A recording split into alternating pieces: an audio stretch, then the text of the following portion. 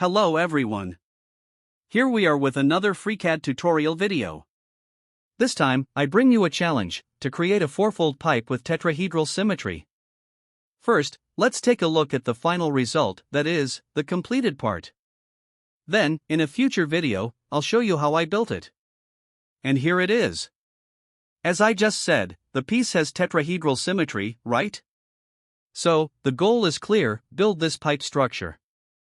I hope you enjoy this challenge, try to solve it, and in a couple of days when I present my solution, we can compare approaches. Well, that's all for now.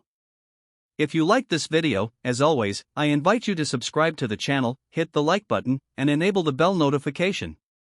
Any comments are always welcome. Greetings, and see you in the next video. See you soon.